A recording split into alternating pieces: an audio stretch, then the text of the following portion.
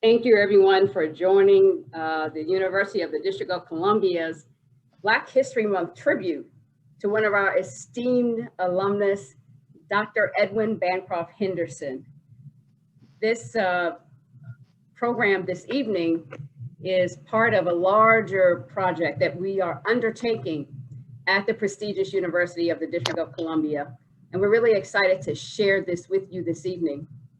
My name is Fo Palmer Murphy, a proud graduate of the prestigious University of the District of Columbia, where I have the pleasure of serving as the Director of Alumni Affairs and Outreach. We have with us this evening a lineup of noted DC residents. Our esteemed president is with us, members of the Board of Trustees, members of the DC basketball history scene. I'm too excited about that. As a native Washingtonian, basketball was a big deal for me at Dunbar, as we were talking about earlier. And a lot of what we discussed is fond memories. And I can't wait for that conversation to ensue. I'm going to turn everything over now to our moderator for this evening, Coach Butch McAdams, who is a native Washingtonian, a proud Firebird himself, a graduate of the University of the District of Columbia. I've been schooled, I've been educated. I am not to call you a gym teacher, but a physical education director, if you will. He served as the basketball coach at Mackin High School for 25 years. All right. Coach McAdams, the floor is yours.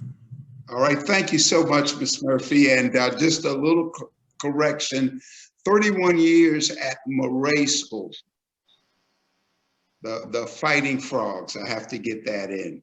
But once again, thank you so much. I am so honored to serve as the moderator for this great event. And big thanks to the viewers for joining the Office of Alumni Affairs Black History Month program, celebrating the iconic Dr. Edwin Bancroft Henderson, the father of Black basketball. And this evening, we will celebrate Dr. Henderson and his endeavors to even the playing field through athletics and his advocacy for racial equality. Dr. Henderson, a native of Washington, D.C., a graduate of Dunbar High School, Minor Normal School, which is a legacy institution of the University of the District of Columbia. In 1904, Dr. Henderson attended summer sessions at Harvard University. There he learned the new game of basketball, which he later introduced to young Black men at the 12th Street YMCA.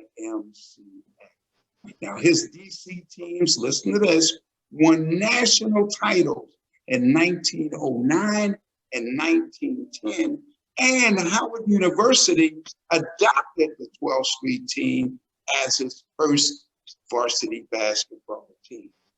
This was the origin, I repeat, the origin of basketball excellence in the Washington, D.C. area. For example, the first Black to play in the NBA, Earl Lloyd from the D.C. area. The first Black to win a Division I men's championship team, John Thompson, a native of the D.C. area. Washington, D.C. placed not one, but two players on the NBA's 50th anniversary's 50th greatest players, both from Spingarn High School, a public high school in the District of Columbia. And I'm speaking of Elgin Baylor and Dave Bent. That was 1996.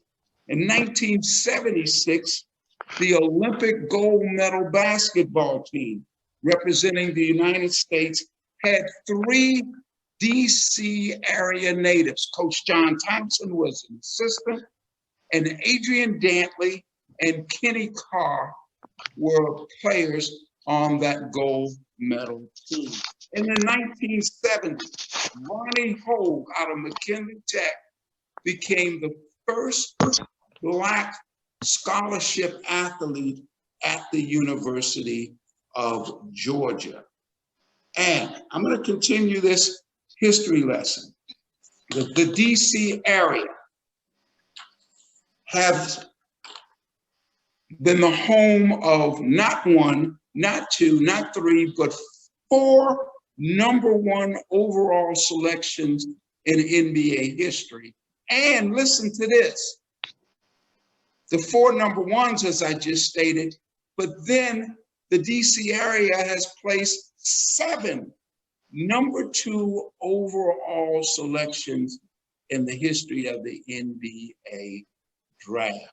And finally, Washington, DC has the rare distinction of being one of the only cities, and maybe the only city, to have won 3 NCAA championships at various levels.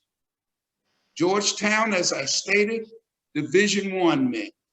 The University of the District of Columbia, go Firebirds, Division II. And Catholic University, Division III.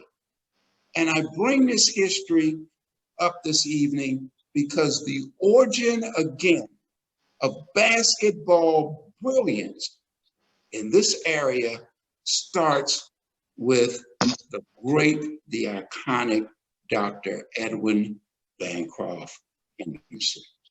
And so, without further ado, let's get into the program this evening. And first up, we're going to go to Barrington Scott and Antoinette White Richardson, both alumni trustees on the University of the District of Columbia Board of Trustees, and Ronald Mason Jr., the University of the District of Columbia's president. Let's start with trustees Scott and White Richardson. And first of all, thanks for joining us and thanks for having me as moderator. I am so excited and so blessed to be here. But I'll start off with you, Trustee Scott. And the question is this: talk about UDC's Edwin Bancroft Henderson's Memorial Project. What inspired it? And from your perspective, how do you feel about it? Well, I think it goes back to 2010 when I met EB Henderson II, the grandson historian. We were both working on a project through the arts program. He was working on a project to get his grandfather in the Hall of Fame, and I was working on a fraternity project with Kappa Alpha Psi.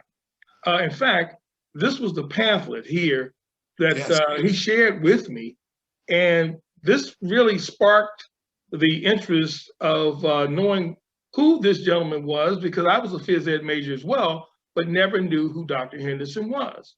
And so what I found to be very interesting were, first, some of the organizations that he belonged to. One, the 12th Street Y, which we know has been around for a long time, and Dr. Henderson helped raise the money to build that building. He was a past president of NAACP, and also, yes, the M Street School, which is Dunbar High School now. He was a member of Omega Psi Phi fraternity. I believe he was a charter member of the first alumni line. And also he was a charter member of the Eastern Board of Officials. Yes. Again, he was so involved, he became a charter member of the Pigskin Club of Washington, D.C. And also what really intrigued me was that he was an alumnus from the minor normal school number 2 in 1904, which is now the University of the District of Columbia. And so in 2015, while being an alumni representative, I had the opportunity to speak to the president. And I told him about this alumnus that we had, who was the father of basketball.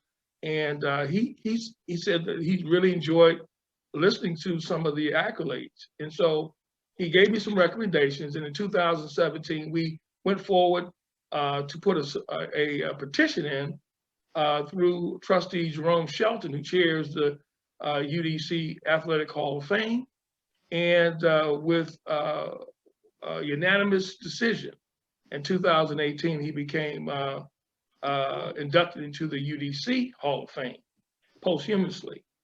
After much discussion, some former discussion with trustees in our 2020 summer retreat, a petition would follow with the protocol, special protocol, and we put in a petition to rename or to name for the first time in the history of the university, sports complex, our sports complex, to be named after Dr. Edwin Bancroft Henderson, the father of basketball.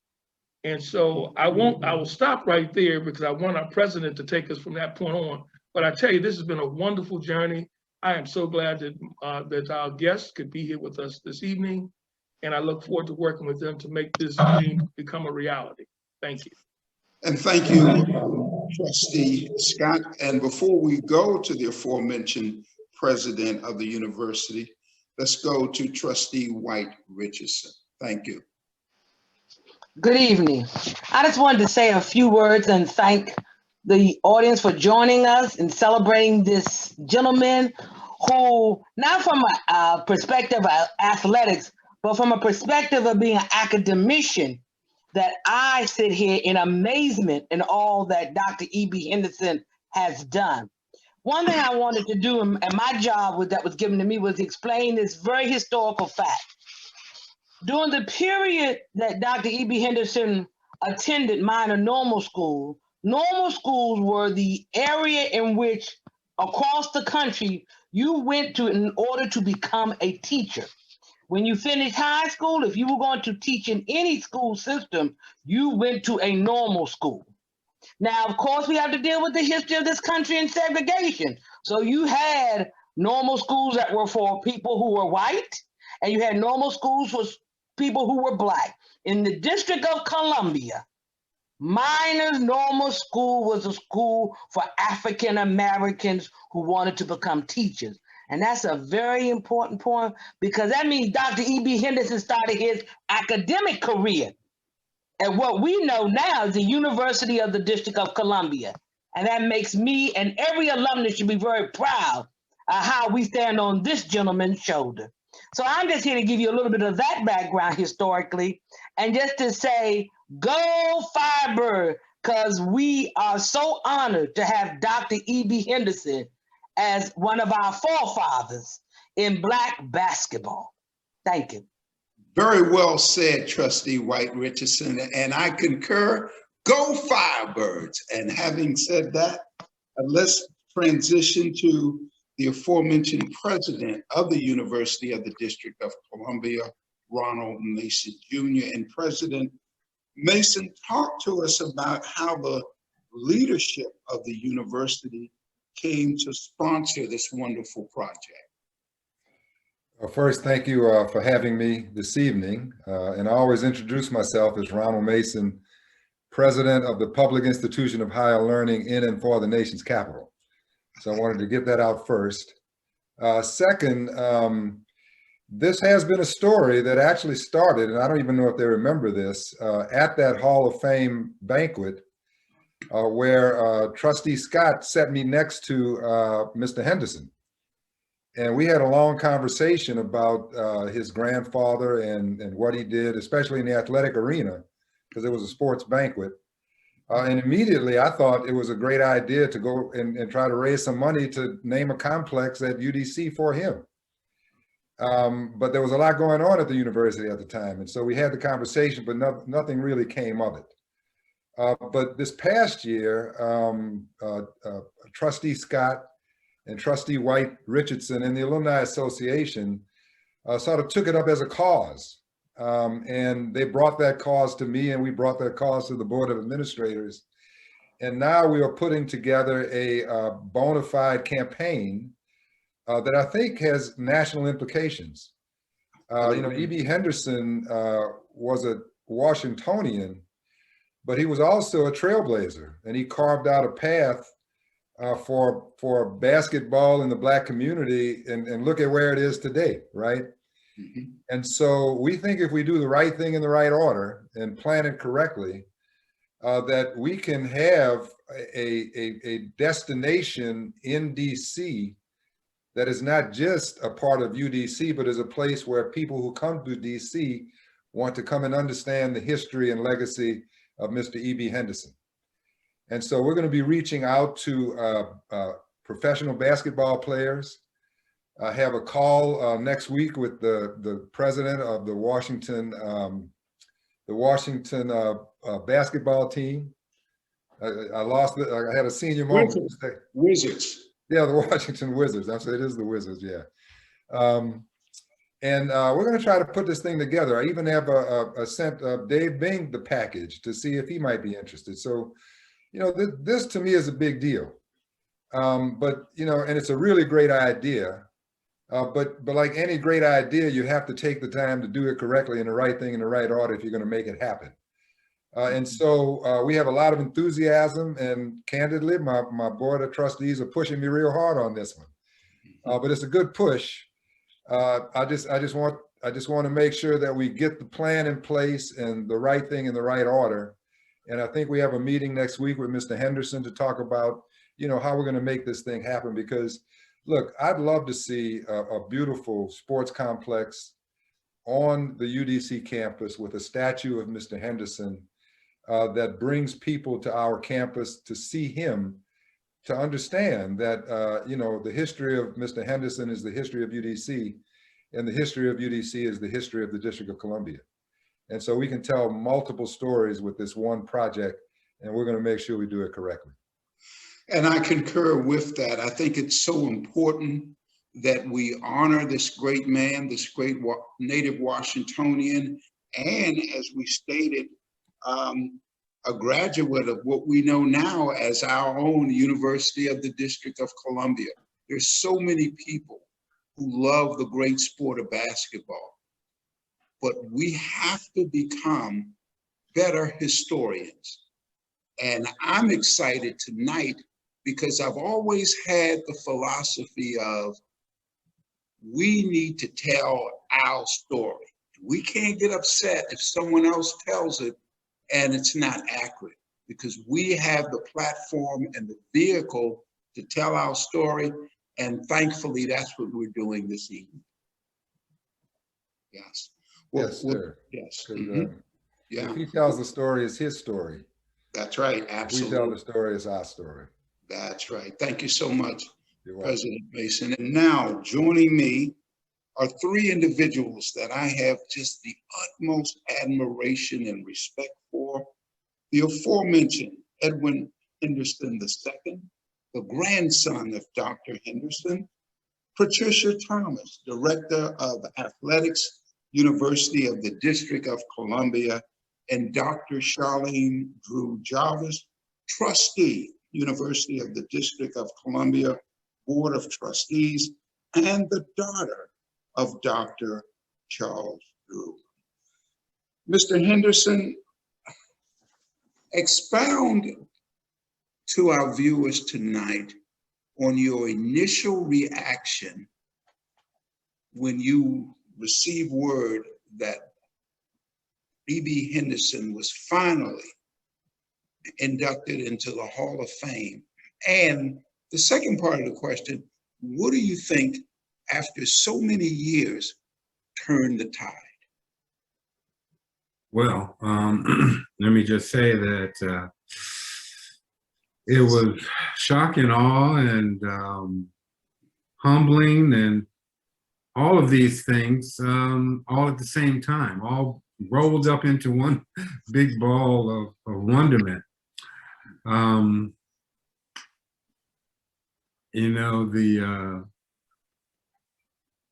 Having E.B. Henderson as my grandfather was really a great experience, because he actually lived with us in our home in Tuskegee, Alabama, in his in his twilight years, from 1965 until he passed in 1977.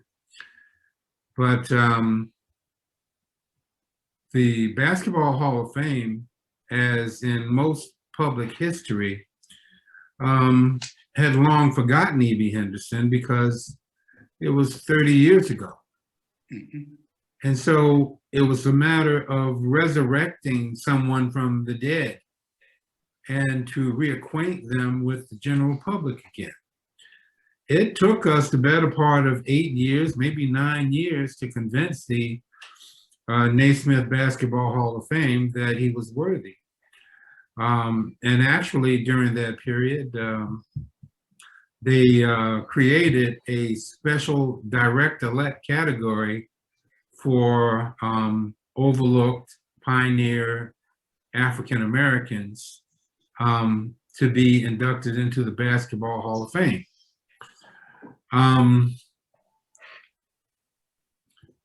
The first year, as my wife said, and I tell you, this would not have happened without her, because I had to go to work every day and she was sitting here working on contacting people, writing people. And so that's why when we accepted the award, we accepted it together. But the first year, we figured nobody turned a page in that 138 pages. So the second year, we produced a 7-minute video, put it on a DVD and sent that to the Basketball Hall of Fame, 28 copies, so that all of the reviewers and judges could see it. The next year, we revised it and made a 9-minute video and included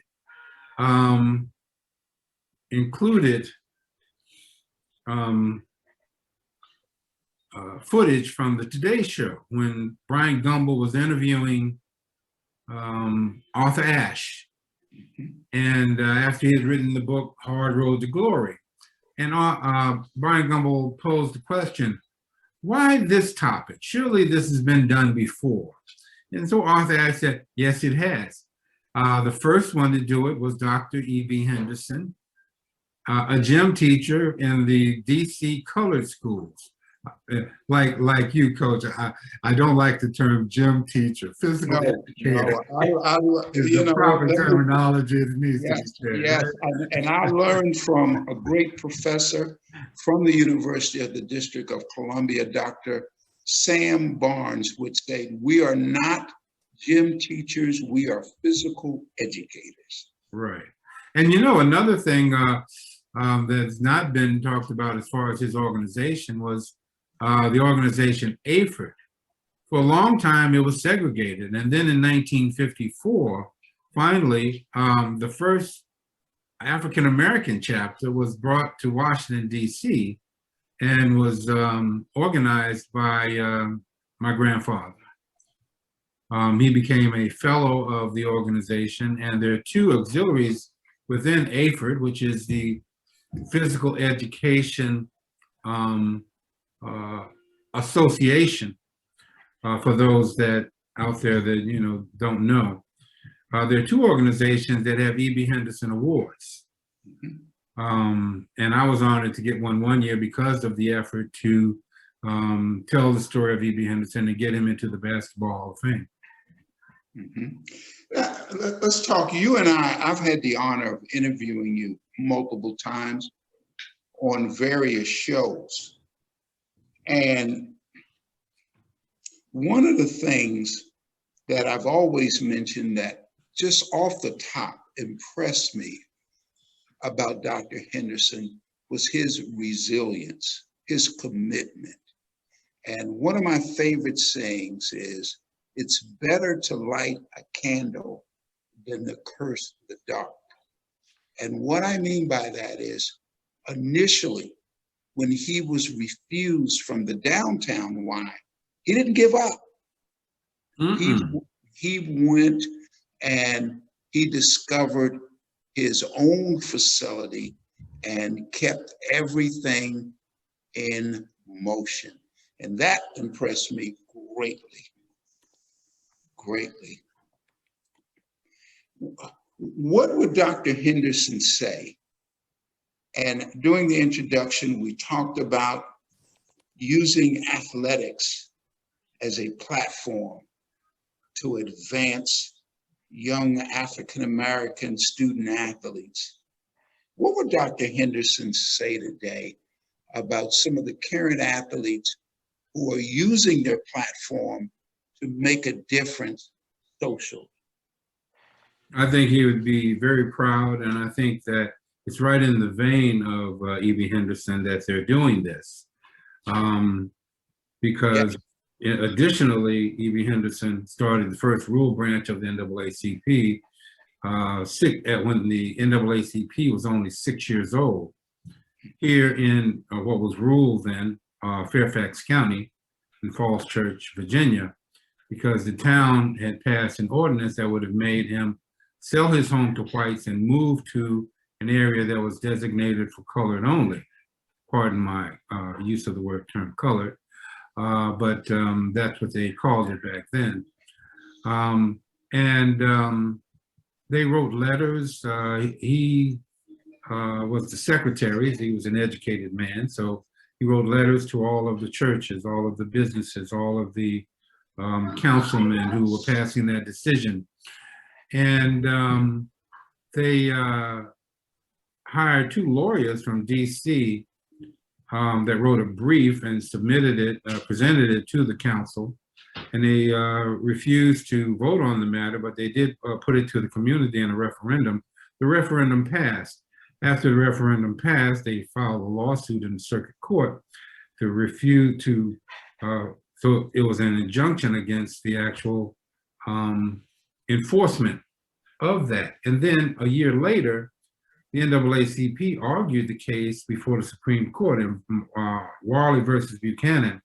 And it was, the decision came back that what they were trying to do here in Falls Church was unconstitutional.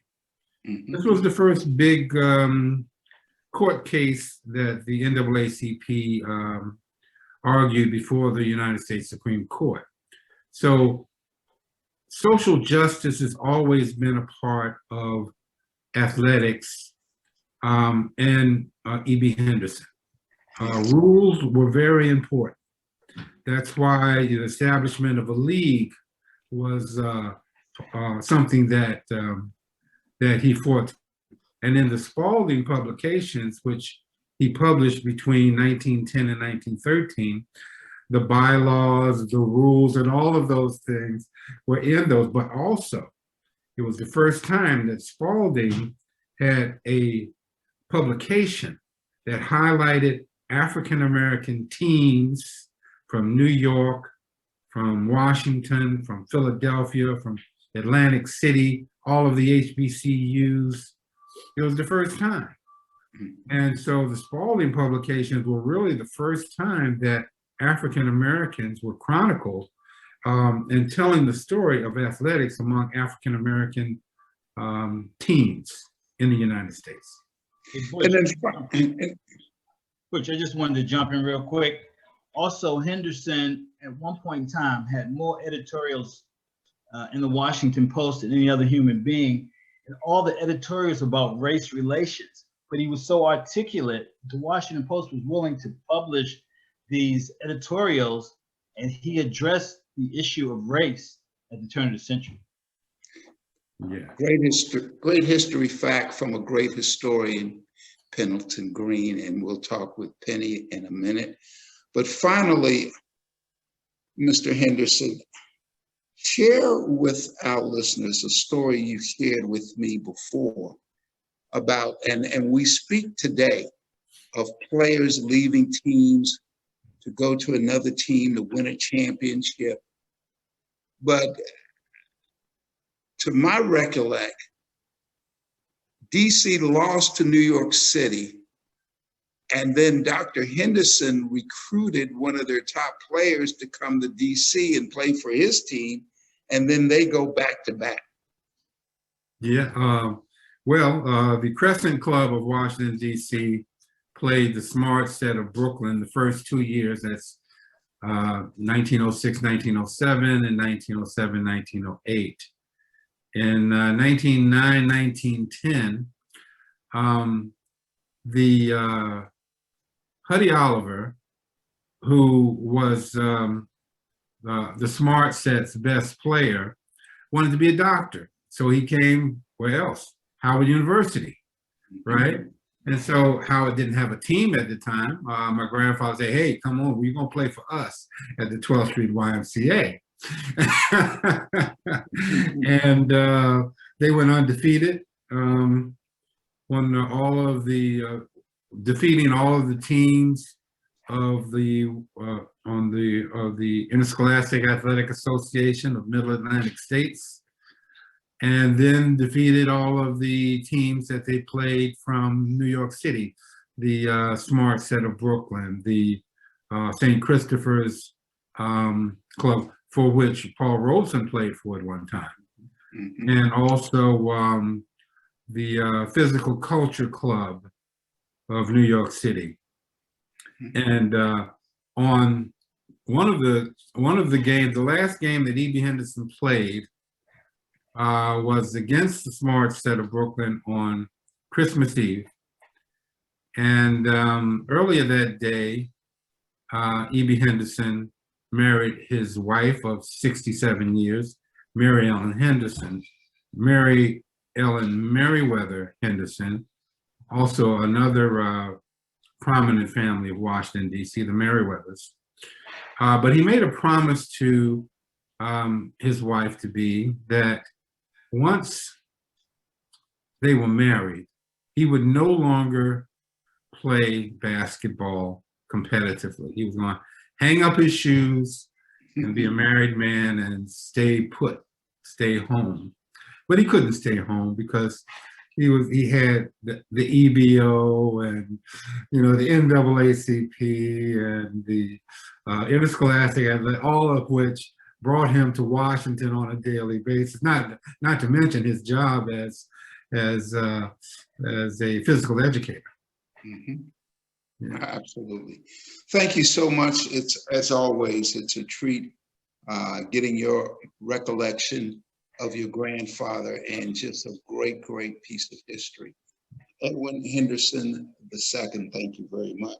And next, we will go to Patricia Thomas, the Director of Athletics, the University of the District of Columbia. And Director Thomas, talk about the significance of the sports complex being named after an alumnus.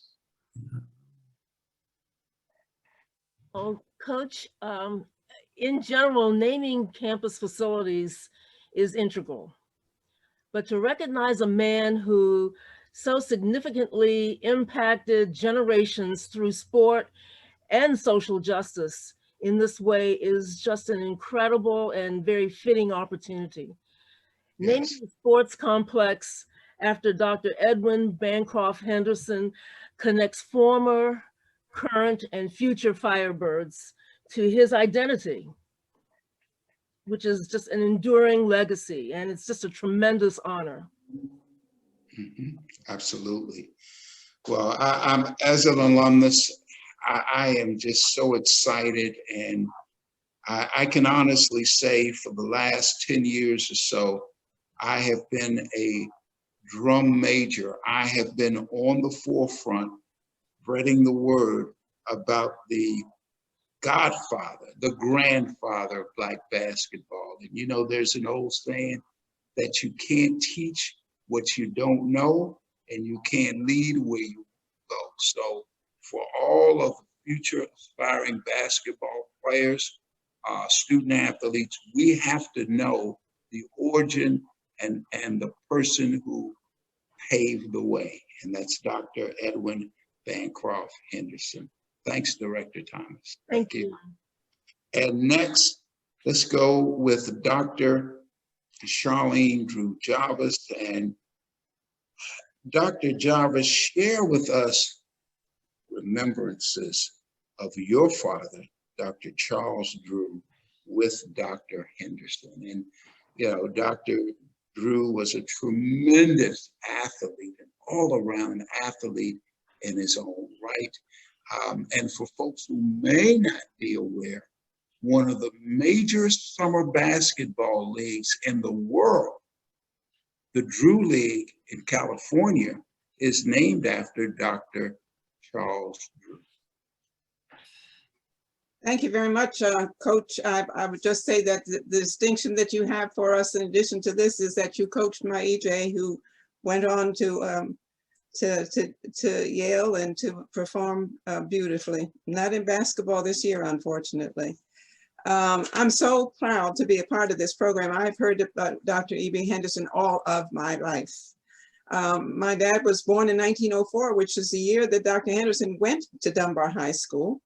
And his passion for making sure that that his students, his boys, as he called them, had the academic prowess to go to the Eastern colleges was legendary. And so when my dad graduated in 1922, there were 4 men, his boys, who went to Amherst College. One of them was Bill Hasty, who became the first African-American federal court judge. Another was Dr. Montague Cobb, who became the head of anatomy at Howard University and a real spokesman through the Negro Bulletin, but because he was also a pathologist or an archaeologist, not an archaeologist, became an expert, and to Dr. Mercer Cook, who became the ambassador to Niger and the head of the Romance Languages Department at Howard University. That is just an example of the achievements of the boys that Dr. Henderson sent from Dunbar High School.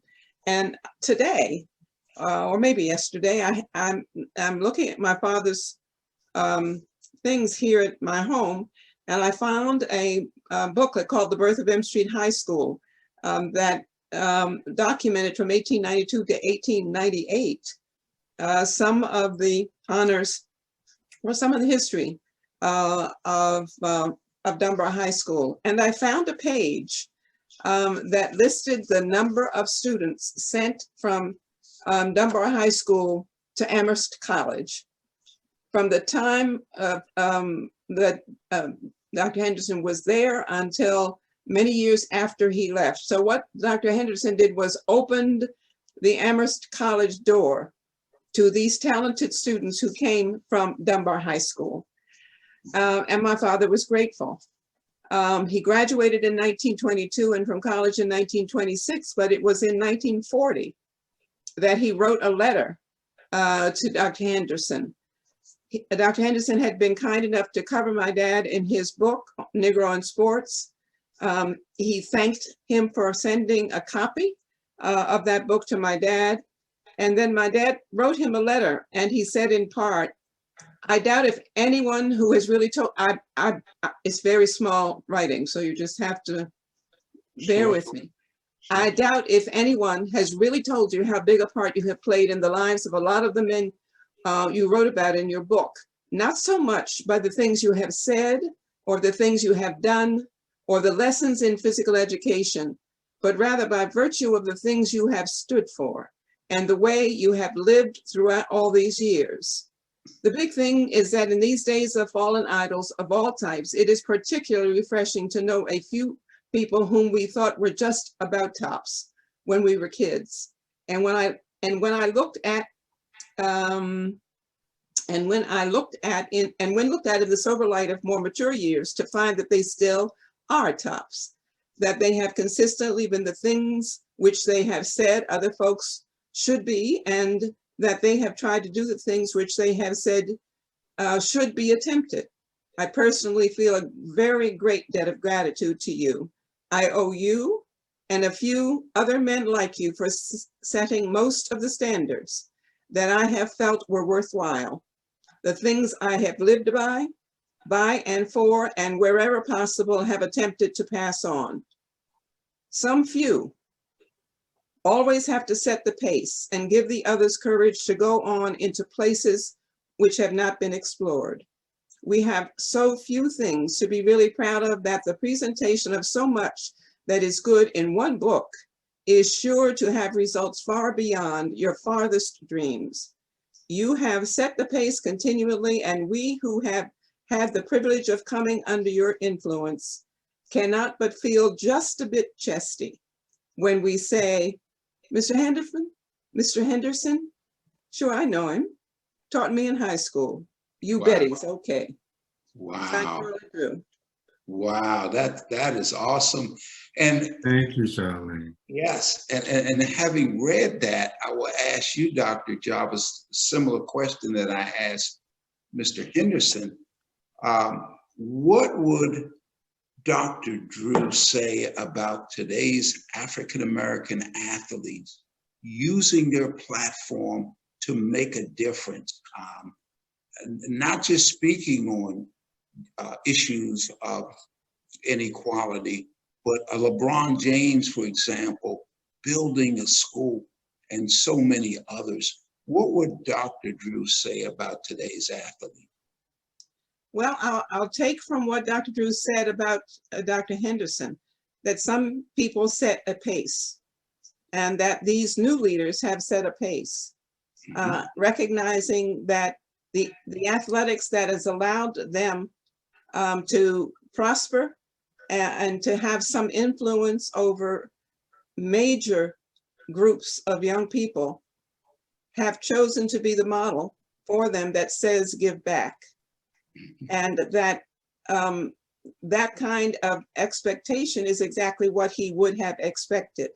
My father's mantra was excellence of performance will overcome any artificial barriers created by man.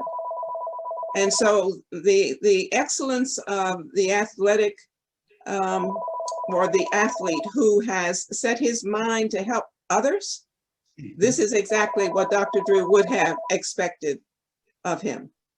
Absolutely, well said. Thank you so much, Dr. Jarvis. Thank you for that contribution and that wonderful piece of history that you read to our viewers tonight. And now let's transition into a conversation with a guy. I've known him for so many years. We go back like Cadillac seats, and we're going to talk about the impact of the project on DC basketball. He is the CEO of DC Basketball, Pendleton Green, also known as Penny Green. Thank you, Butch. Thank you so much, sir. Yes. First of all, I just want to say, yes, EB has definitely passed with the foundation and passed the tradition of basketball from one generation to the next with a torch. But most recently, the indication was a Showtime special, and Kevin Durant was the executive director.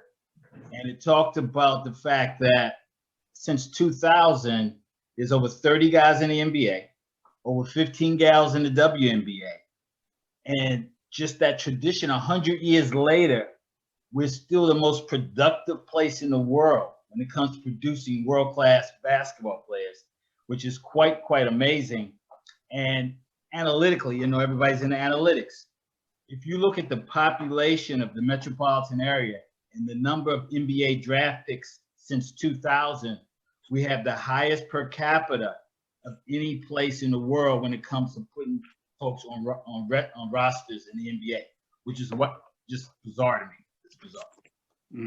And as you heard my introduction, I talked about not just currently, but the origin of it was that we in this area, 4 #1 overall selection, 4.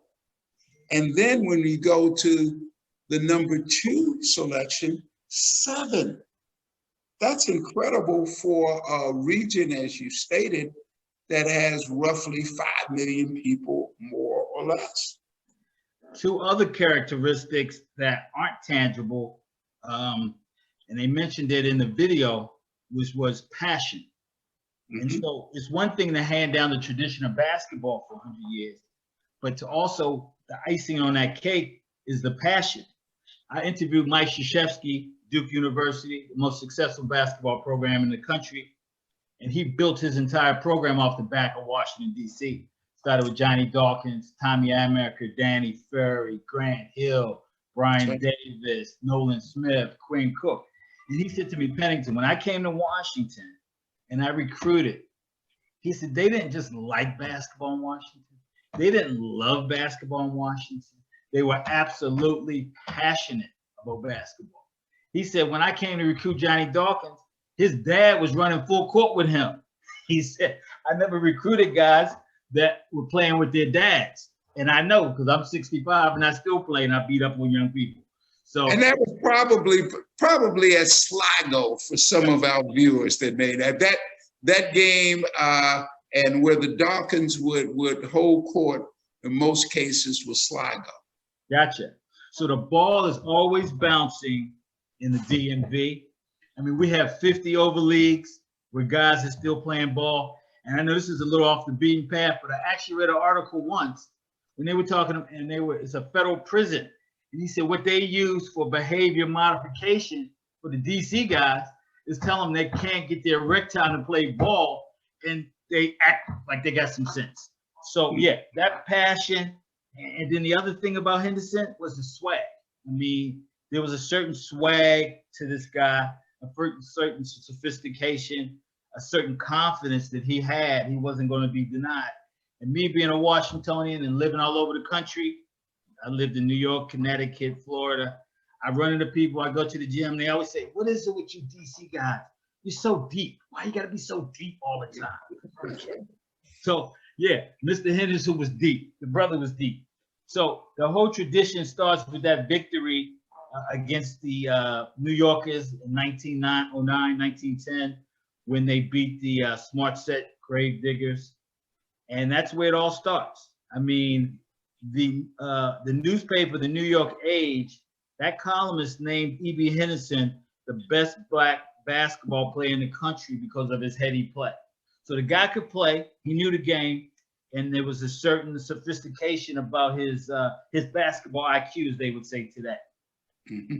And it's ironic, we talk about defeating the team from the New York City area, and then you fast forward to 1965, where another DC area team put high school basketball, not just DC basketball, but high school basketball on the map when DeMatha defeats Powell Memorial with Lou Alcindor, AKA Kareem Abdul-Jabbar. Well, there's always been that rivalry between New York and DC. And of course, New York is the media capital. So they're good at marketing and branding themselves.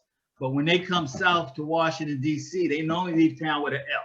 It happened in 1971 when Mount Vernon came to town with Ray Williams, MVP of a world championship with the Seattle Supersonics. They were 20-0. McKinley Tech sent them home. And in 75, Dunbar went to Long Island Lutheran, who was the #1 team in the state of New York, and they beat a 32-game win streak. So we love that. That New York rivalry is it motivates you. It will motivate you. Okay. Mm-hmm. So yeah, I mean, EB was doing his thing. And I think another piece that, once he handed it off to Howard, I mean, Howard went on to win 2 or 3 national championships. His activity with the PSL, which was a vast network of organizing and promotional committees, it was the first sanctioning body of Black sports in the Washington region, as well as the first of its kind in Black public schools. No other city in America had this kind of organization. New York, Philadelphia, Chicago. So once again, he's setting that foundation for 100 years of success inside the 94 feet. Mm-hmm. And before we conclude this visit, Penny, please leave our viewers with your famous and favorite catchphrase about what we do here in the DMV. What we do is we provide buckets, and they call them bucket getters. And just to close out, you're talking about NBA Rookies of the Year, Elgin Baylor, Dave Robinson, Kevin Durant. You're talking Hall of Fame, John Thompson, Dave Bing, Adrian Dantley, Morgan Wooten, Dallas Scherr, Earl Lloyd. Street and Smith named the top 50 players over the last 50 years. 10 of them were from Washington, D.C. So what we do is we provide buckets. My man, always a pleasure. Pendleton Green, simply the best, the CEO of DC basketball. And I would like to thank my alma mater, the University of the District of Columbia, for allowing me to serve as the moderator of this great discussion tonight, celebrating the history and the legacy of the Black father of basketball, Dr. Edwin Bancroft Henderson. And I'd like to introduce now the Vice President for the University of Advancement, Mr. Rodney Trapp. Good evening, everyone. So glad and excited to be here. What incredible stories of history it's overwhelming, really. I'm here to just talk about funding, giving. We have established a fund for the memorial for EB Henderson, and we have a website at the University Foundation where you can make a gift. That website is www.udc.edu/foundation/ or you can call our office at 202-274-5312, or you can just send me an email, rodney.trapp@udc.edu. The most exciting thing is that we've been posting the website for the page in the chat. And so you can go to it and scroll up and see that. And we already have a contribution. Thank you, Miss Kimberly Cruz, who made a contribution already to the fund. And we have several people who've indicated that they want to make a gift and what do they need to do. So if you are excited about this episode in Black history, if you believe in what we're doing to honor our elders and to have a proper tribute to an icon in American community, this is not just Black community, but the American community, please do support our cause. Thank you. Thank you, everyone, for a wonderful conversation. I'm joined now by Trustee Barrington Scott.